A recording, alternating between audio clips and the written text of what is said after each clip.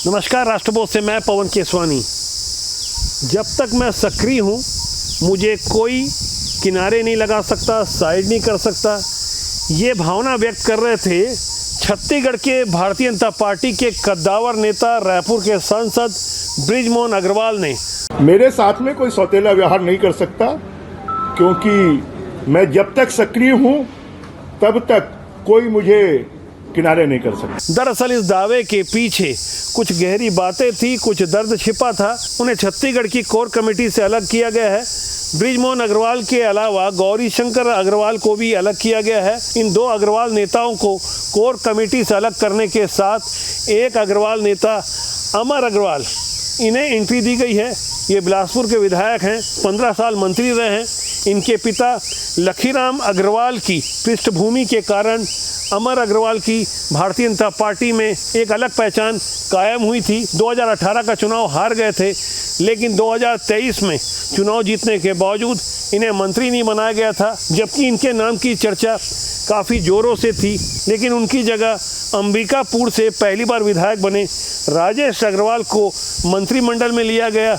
कुछ ऐसे बड़े फेरबदल जो लगातार होते रहे, जैसा कि हमने पिछले वीडियो में बताया था कि भारतीय जनता पार्टी कुछ नया करने जा रही है। इस बार भी आखिरकार हमारी वो संभावना सही होते नजर आ रही है, लगभग वही जो हमने बताया था। छत्तीसगढ़ भाजपा ने कोर कमेटी में जो बदलाव किए हैं, उसमें नई कमेटी में कुछ पुराने सदस्यों को हटाया गया है, तो नए सदस्यों में मंत्री ओपी चौधरी और डिप्टी सीएम विजय शर्मा के साथ, जैसा कि मैंने पहले बताया, विधायक अमर अग्रवाल को कोर कमेटी में जगह दी गई है, जबकि पुन्नूलाल मोहिले, रामविचार नेताम, विक्रम उसेंडी, रेणुका सिंह को भी बृजमोहन और गौरीशंकर अग्रवाल के साथ अलग कर दिया गया है। बृजमोहन अग्रवाल बेहद मंझे हुए, सुलझे हुए नेता हैं।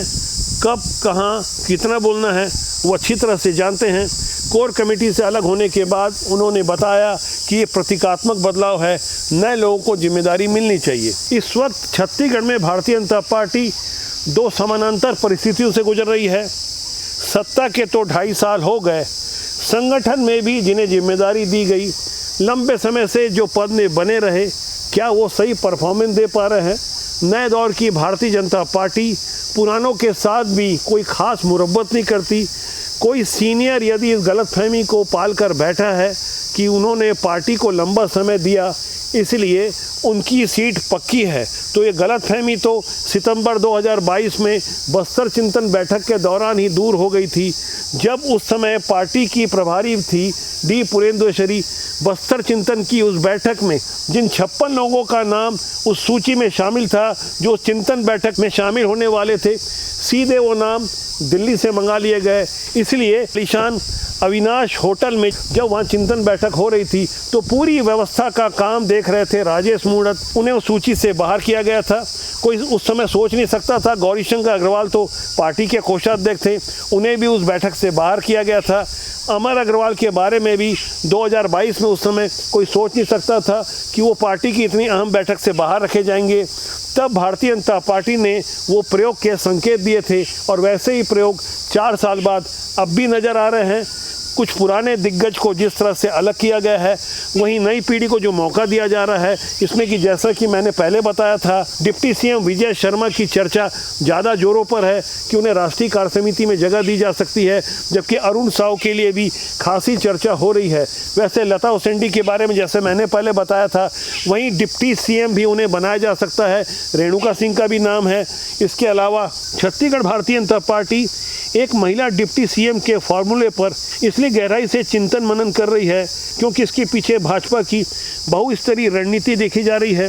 पार्टी यदि किसी महिला, आदिवासी या ओबीसी चेहरे को डिप्टी सीएम बनाती है, तो वो एक साथ कई सामाजिक समीकरण साध सकती है, महिला प्रतिनिधित्व का संदेश देने में सफल हो सकती है, आदिवासी वोट बैंक को मजबूत कर सकती है, सरगुजा और बस्तर क्षेत्र में राजनीतिक संतुलन कायम कर सकती है, और भविष्य के चुनाव के लिए नया नेतृत्व तैयार किया जा सकता है। पार्टी के अंदर खाने के सूत्र बता रहे हैं कि अब पार्टी सरकार चलाने के मोड से बाहर संगठन में काफ़ी कसावट लाकर कुछ मजबूत रणनीति इस ढंग से प्रस्तुत कर देना चाहती है, जैसे 2028 के विधानसभा चुनाव की राह बहुत आसान हो जाए। वैसे चर्चा तो मंत्रिमंडल के फेरबदल की भी है, लेकिन मुख्यमंत्री विष्णुदेव साय के नेतृत्व पर केंद्रीय नेतृत्व को पूरी तरह भरोसा है और फिलहाल मंत्रिमंडल बदलने जैसी कोई स्थिति नजर नहीं आ रही है। लेकिन जैसे हालात अभी दिख रहे हैं उसके अनुसार पार्टी आगामी चुनाव में भी विष्णुदेव साय के चेहरे पर ही चुनाव लड़ने की रणनीति की ओर आगे बढ़ती नजर आ रही है। इन सारे किंतु परंतु के कयासों के बीच मंत्रिमंडल में फेरबदल या विस्तार को लेकर भी यदि तैयारी की बात की जाए तो 2 से 4 मंत्री परफॉर्मेंस के आधार पर हटाए और जोड़े जा सकते हैं। किन्हें हटाना है, किन्हें जोड़ना है, इस पर भी अंदर खाने चिंतन मंथन लंबे समय से चल ही रहा था। लेकिन कोर कमेटी की बैठक के बाद पार्टी पदाधिकारियों से भी फीडबैक लिया जा रहा है। बहुत जल्दी इस दिशा में कोई नई रंगत नजर आ सकती है। दरअसल दिसंबर 2023 में भारतीय जनता पार्टी को जो बम्पर सफलता मिली थी उसके बाद 12 के मंत्रिमंडल में 7 नए चेहरों को मौका दिया था। वो चेहरे बेहद अप्रत्याशित थे, इसलिए भारतीय जनता पार्टी ने वो प्रयोग कर लिया। अब वैसे ही प्रयोगों को आगे बढ़ाते हुए जैसे ही मंत्रिमंडल के विस्तार के दौरान राजेश अग्रवाल जैसे पहली बार विधायक बने शख्सियत को मौका दे दिया, तो उसके बाद जो नाम मंत्रिमंडल के दौड़ में थे, जोड़ जुगाड़ लगा रहे थे, उन्हें भी समझा दिया गया ये नए दौर की भारतीय जनता पार्टी है, यहाँ कभी भी कुछ भी संभव है। ऐसे ही कुछ संभावित चेहरों की यदि बात कर ली जाए जिनके नामों की चर्चा है तो वो हैं पंडरिया से पहली बार विधायक बनी भावना वोरा, बिलासपुर के समीप बेलतरा के सुशांत शुक्ला और रायपुर उत्तर से पहली बार विधायक बने पुरंदर मिश्रा। इन नामों के अलावा सरगुजा संभाग से भी एक महिला नेत्री की संभावना है कि उन्हें भी मंत्रिमंडल में स्थान दिया जाए। यहाँ गौर करने वाली बात यह है कि मौजूदा समय में सीएम विष्णुदेव साय को मिलाकर सरगुजा से अभी भी 5 मंत्री हैं। बावजूद इसके यदि छठवां भी हो जाए तो इसमें कोई आश्चर्य नहीं होगा। दरअसल भारतीय जनता पार्टी आगे जो अपना रोड मैप तैयार कर रही है 2028 के विधानसभा चुनाव के अलावा संगठन का कैसे बेहतर तालमेल हो सके। वैसे विष्णुदेव साय जब से मुख्यमंत्री बने हैं कुशाभाऊ ठाकरे परिसर यानी भाजपा कार्यालय में प्रायः सभी बैठकों में वो नजर आते हैं। ग्रास रूट से जुड़े हुए हैं। 3 बार छत्तीसगढ़ भाजपा के प्रदेश अध्यक्ष रहे हैं, इसलिए भारतीय जनता पार्टी उनकी सहज और सरल छवि को लेकर आगे बढ़ रही है। इन सब कवायदों के बीच तैयारी इस बात की चल रही है कि राष्ट्रीय स्तर पर ऐसे लोगों को भेजा जाए जिनकी वहाँ ज़रूरत है। असम और बंगाल में जिस तरह की विजय हासिल हुई और जिन जिन नेताओं ने जो बेहतर परफॉर्मेंस दिया उनकी ज़रूरत केंद्रीय राजनीति में ज़्यादा है या राज्य स्तर पर, इसका भी लगभग आकलन हो चुका है, बस घोषणा बाकी है। मई के अंत में नितिन नवीन की कार्यकारिणी का विस्तार होगा।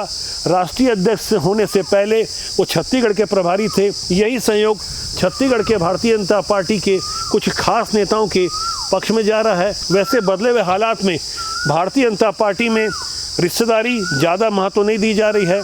कभी भी कुछ भी संभव है। थोड़ा इंतजार करें। अंदर खाने की ऐसी कुछ गहरी बातें जो आमतौर पर मीडिया से साझा नहीं की जा सकती, लेकिन हम सिर्फ आपके लिए ज़रूर प्रस्तुत करेंगे। हमारी कोशिश होती है अच्छे लोग राजनीति से जुड़े, सिस्टम से जुड़ें। राजनीति बुरी नहीं होती, उसमें काम करने लोग अच्छे या बुरे होते हैं। तो आज के अंक के लिए इतना ही। बहुत जल्दी मेरी आपसे फिर मुलाकात होगी। प्यार दीजिए, प्यार बांटिए। नमस्कार।